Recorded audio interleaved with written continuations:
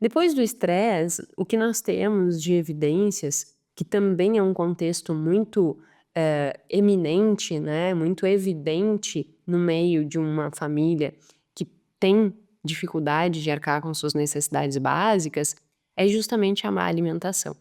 E isso é um fator bem determinante, porque, tem aquelas velhas frases, né, "Nós somos aquilo que comemos", e que cada vez mais estão evoluindo os artigos e os estudos que mostram uma conexão muito forte entre intestino e cérebro, que essa conexão, ela também altera o nosso processo de tomada de decisão, portanto, aquilo que nós comemos também influencia na nossa disposição, na nossa, capacidade de raciocínio, na nossa disponibilidade de pensar. E eu realmente vivencio muito isso. Eu já passei um mês sem glúten e sem lactose para fazer um teste, acho que funcionou para mim, pelo menos, né, fiquei menos letárgica, acho que me deixou bem ativa, assim, achei que foi interessante. Aí, quando voltei agora, já tô comendo absolutamente tudo, mas aí eu tento também dar uma ponderada durante a semana, libero um pouquinho mais durante o fim de semana, mas eu cuido muito a minha alimentação, né, no dia a dia. Porque o que importa não é o que tu faz num final de semana, o que importa é o somatório da tua vida como um todo. Se durante 30 anos tu cuidou da tua alimentação, pouco importa o fim de semana que tu comeu um bolo, sabe. O que tem que ser, na média, nós precisamos ter um cuidado com a alimentação. E sempre que eu me descuido da alimentação, ai, a rotina enrolou, eu não consegui deixar as coisas organizadas, né, aconteceu algum problema, enfim, eu percebo que a minha capacidade de tomar boas decisões, de discernir as coisas fica prejudicada. E isso aqui, foi evidenciado nessa revisão também, né. Eles mostram que as pessoas que estão em condição de pobreza, elas têm uma alimentação com uma qualidade muito inferior, principalmente pelo fato de que essas pessoas acabam adquirindo comidas mais palatáveis, comidas com mais calorias, que na maior parte das vezes elas são mais baratas, mas que também vão desencadear uma dificuldade de atender todos os nutrientes que nós precisamos e também gera maior chance de obesidade.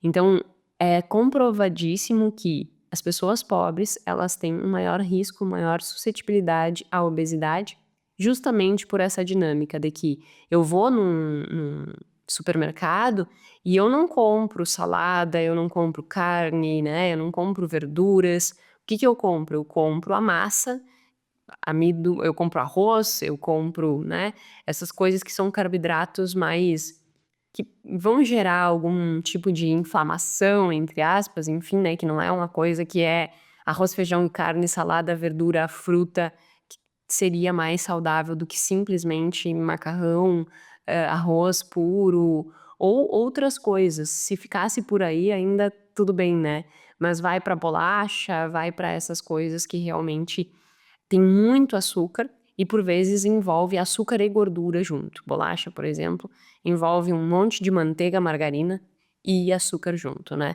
Então tem um alto teor de gorduras, e esse alto teor de gordura também influencia na obesidade. Então o que esse estudo mostra é que essa má nutrição, ela leva para um aumento da obesidade, e isso também prejudica o processo de tomada de decisão, disposição e tudo que leva a isso.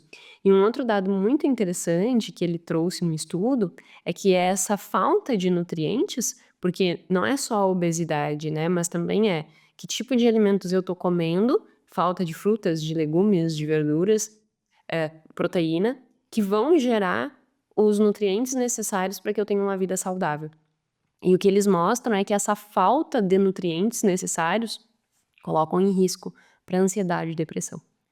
Então olha que interessante, né, as pessoas que têm que estão em condições de pobreza e que se alimentam muito mal, essas pessoas, elas têm um maior risco de depressão e ansiedade. E por que que isso é importante? Porque se nós entendermos isso e pudermos, né, refletir e ajudar sobre isso, por vezes são pequenas escolhas diárias que inclusive nós mesmos podemos fazer nas nossas próprias vidas, né. Eh, Melhorar cada dia mais. "Ah, eu vou comer uma bolacha", não, mas por que que não como uma maçã? "Ah, eu vou comer sei lá, um pão. Tá, mas por que que eu não como um ovo, né? De manhã eu vou comer um pão francês, né, que é aqueles pães que todo mundo gosta de comer da padaria. Tá, mas por que que eu não como de manhã um ovo de novo, né?